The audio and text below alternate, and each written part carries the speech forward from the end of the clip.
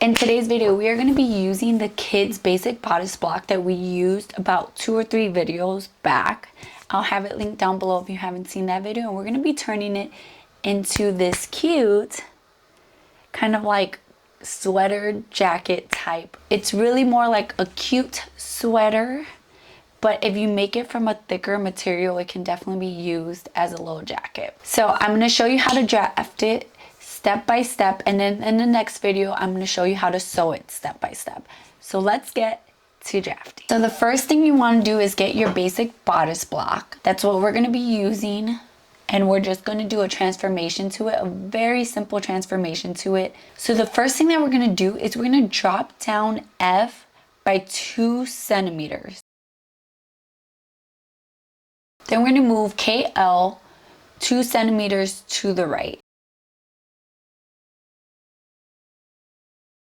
Then you want to draw a vertical line down from K all the way down to L with that new added 2 centimeters. And then we're just going to correct our arm side now with that new point that we drew. We're then going to transfer 2 centimeters from the front shoulder seam to the back shoulder seam. So we're going to add 2 centimeters to back shoulder seam on top. And you want to make sure that it's 2 centimeters all the way across.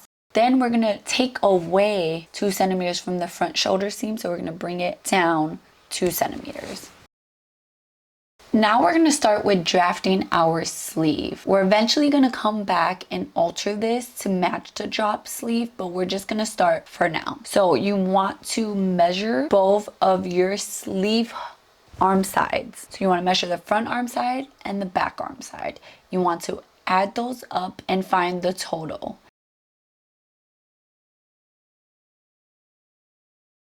We're going to draw a straight vertical line that is the total sleeve length, whatever you want it to be. Take the total arm side and divide it by 5. That's that total measurement that you added the front and back arm side. Take that measurement, divide it by 5, and go down this horizontal line from the top, that measurement, and make a mark there. From these 3 points, from the top, the point that we just marked, and the bottom, we're going to draw horizontal lines to the right.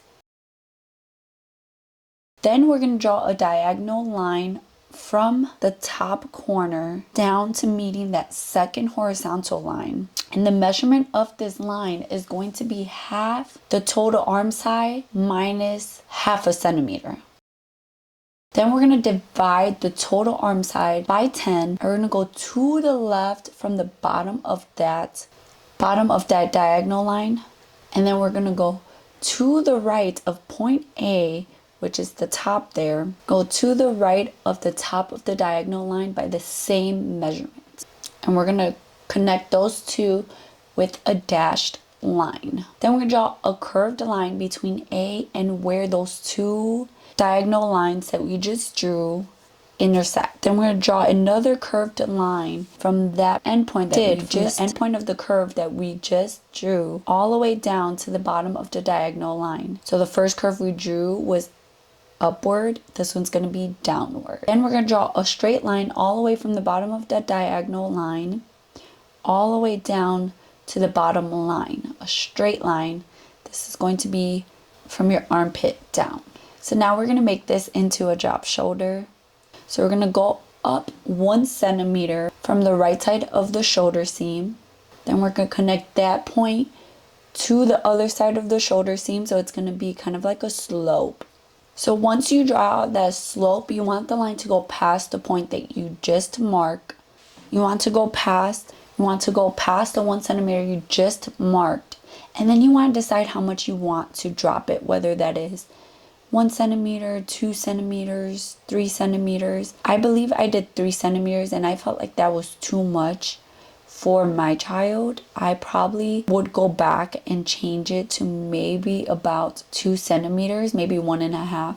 It's completely up to you how much you want to do that, but you're going to mark that measurement to the right and make a mark there. So remember how much you're dropping it, because you're going to have to drop it the same amount in the sleeve block that we just created. We're going to go down 3 centimeters from the side, the arm side here. We're going to go down 3 centimeters. Then we're just going to trace a new arm side curve ending at where that 3 centimeter mark is, all the way up to the new shoulder point that we just drew. Then we're going to lower the shoulder cap by however much you dropped the shoulder on the sleeve that we just drafted.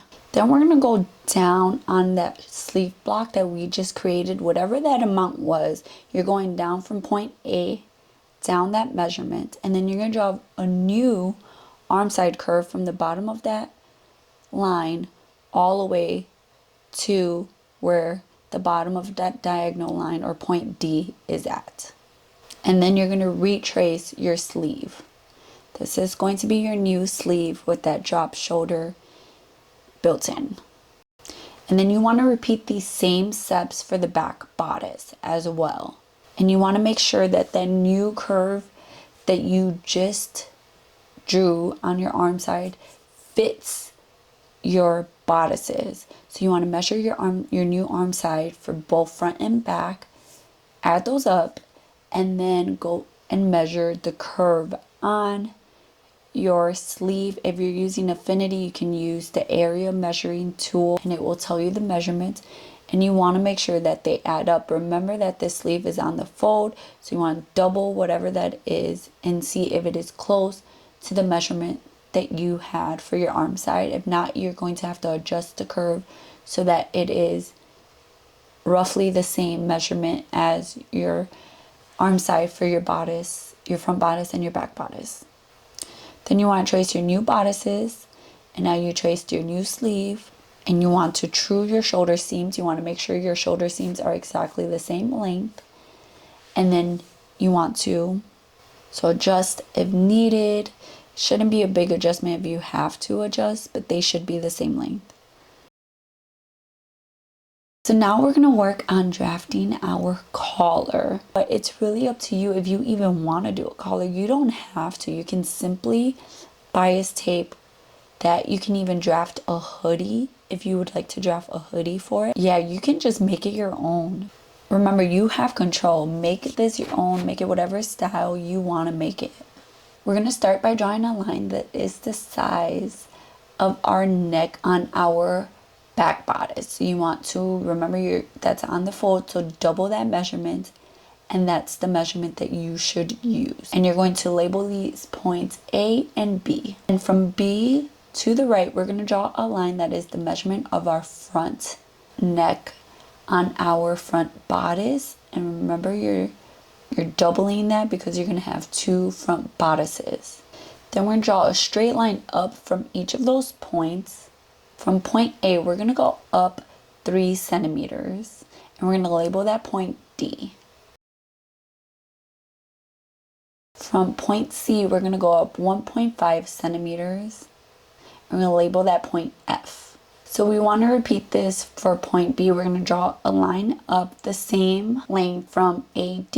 We're going to mark a point there, and this is going to be E. We're going to connect D and E with the straight line, and then we're going to connect E and G with an inverted curve line.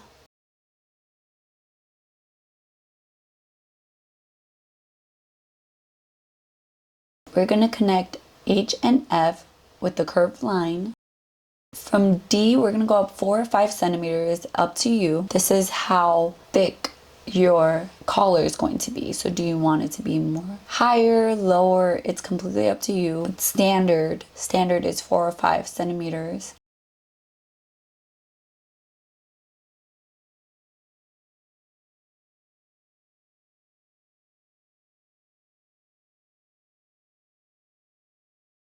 From point E, we're going to go up 3 centimeters, and we're going to label that L. From point L, we're going to go up 5 centimeters, and we're going to label that K. We're going to draw a straight line up from H, and then we're going to draw a straight line from K to the side. This could be dashed, it's just a guideline. So that straight line we drew from H, we're labeling that top M. So from M, we're going to go at a 45-degree angle up by 1.5 centimeters. And we're going to label that N. Now we're going to draw a straight, basically a diagonal line from K to N. And then we're going to connect N and H with another straight line, which will end up being a diagonal line. Connect L and H with a curved line, and we're done. You're going to trace out your collar piece. That top portion is going to be your collar, and that bottom one is going to be, remember to add seam allowance to these except on the side, because right now these pieces are on the fold. So don't add seam allowance there, but add it all the way around everything else. And same thing, we're going to add seam allowance to our bodices. We don't want, these are drafted on the fold, so we don't want to add seam allowance on that fold part, just all the way around. About a 1 centimeter seam allowance, or whatever your preference is. We're going to add seam allowance to our sleeve as well, and our collar pieces. I decided to curve my collar on the side, so I did that.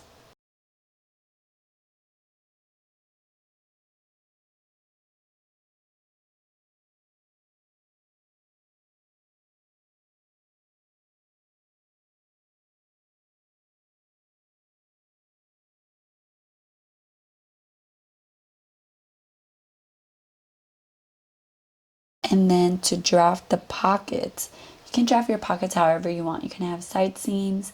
I decided to have a little curved peaking on the outside so that it just adds a cute detail to it. And so you just got to measure the hand, see how big you want this hole to be, give it a little bit of room, maybe a 1/4 of a centimeter or something on top and bottom, just to give it a little bit of room. Whatever you want, decide where you want that to be and draw a curve. I used a French curve ruler to draw my curve and make it look nice. Then you want to go up about a centimeter or so, go to the side about 5 centimeters, then go down. Then down from the curve, we're going to go down about 2 or 3 centimeters and then connect that point to the line at the top of the pocket. You could do it that way. That's how I did the first jacket that I made. But I think it would be better instead. So you still do the curve, but at the top, instead of just going over a few centimeters, you're going to go all the way across and then just trace it that way so that it will be this big piece. What ends up happening once you sew it up is that you'll have 2 pockets. The inner pocket here where you stick your hand on the outside, and then a pocket on the inside, which I really liked and my daughter thought was cool. That is up to you, but you are going to have a few pocket pieces. So you're going to, when you cut out your bodice, you're going to have to cut out that curve on the bodice, but then you're also going to have a pocket piece that has that cutout on it, and then you're going to have a pocket piece that does not have that cutout and it's a full pocket piece, just ignoring the cutout all the way to the side seam. That way you'll actually have a back for your pocket and it won't just be a hole in your bodice. And then we're just gonna cut these out. I did end up changing my collar to be kind of like a Peter Pan collar, but not really. I don't like it. My daughter likes it. I don't. Play around with this. I would suggest to sew up a mock-up. I did that and it fit her so good, and I wish I would have stood with that, but I decided to go a bit more oversized, and I feel like I went too oversized. So it is completely up to you. Play around, see what works, use some cheap fabric to sew up mock-ups, and then go from there. In the next video, we're going to actually sew this up, and I'm going to show you step by step how to sew it up with the collar, with the pockets. We're going to be using bias tape on this. It's a fairly easy sew, but it is a little tedious with all the bias tape, but it is easy. And you will have clean seams on the inside, which is nice. And again, this is how it's going to look. I hope you guys enjoyed this video. I think I'm going to be changing the style of how I film these videos and have it more like drafting in real time. That way I can show you the tools. I am a digital drafter. I prefer it. It's much faster. I don't have to get pen or paper. I can do it on my MacBook, which is nice. And Affinity is free, so why not use the free program Draft? And I'm going to show you step by step how to actually draft, get the tools to use on Affinity. I think that might be a little bit easier. You can draft these on paper if that's what you would like. Nothing changes other than you're using pen, paper, and rulers. I love you guys, and I'll see you in my next video. Bye, guys.